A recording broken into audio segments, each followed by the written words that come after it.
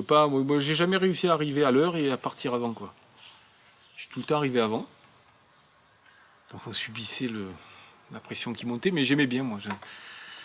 On arrivait, c'était calme. Moi, je suis tout le temps arrivé dans les meetings, la salle déserte. Tout le temps, tout le temps, tout le temps. Je suis arrivé, il n'y avait personne. Et puis ce que j'adorais, c'était voir la salle se remplir, un peu comme au spectacle, sentir la tension monter.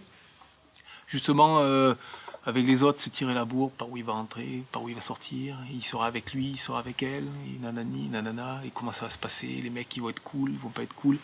Ça va taper, ça va bousculer, ça va être tranquille. Donc ça a duré la montée de la pression 2 heures. Puis après, il y avait libération des fauves, c'est-à-dire nous.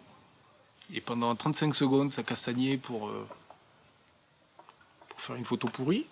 Des fois, ça marchait bien. Et puis après, il y avait le soufflet qui redescendait, quoi. Une espèce d'adrénaline qui montait et après qui redescendait. On me disait, bon, par exemple, pour un meeting politique, ce qui est important, c'est tel geste ou telle action.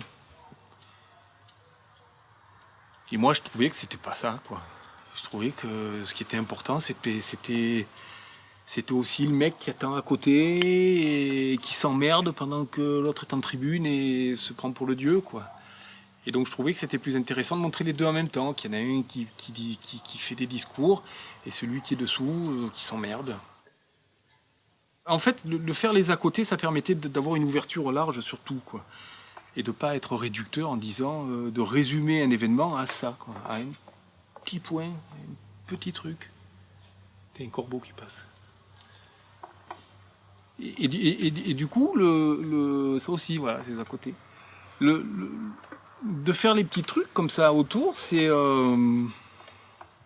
amusant. Il y a un confrère de SIPA, il m'a dit, mais en fait, toi, t'es jamais autant à l'aise que quand il se passe rien. En fait, il avait compris que moi, un événement où, je sais pas moi, un gars va filer un bourre-pif à un autre. Bon, alors effectivement, d'avoir quelqu'un qui avait le poing comme ça, une bagarre de rue et tout, c'est fort, c'est saisissant, c'est une image de violence et tout. Mais je vais dire que c'est presque facile de le faire, quoi. Et dans un endroit où il n'y a rien, un événement, et Dieu sait combien je m'en suis tapé des trucs où on arrive à un endroit où il n'y a rien. Il y a une table, une chaise. Et il faut arriver à sortir une photo où il y a quelque chose qui passe, quoi. Et voilà, ça j'aimais bien, ça me plaisait bien. Et puis parce qu'il y avait personne qui me bousculait pour le faire, parce que je faisais mon truc. Mais c'était quand même dans le sujet. Dans le sujet.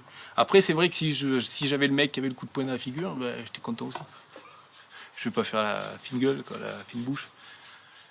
Mais je trouve que c'est plus difficile de photographier rien que de photographier quelque chose qui se passe.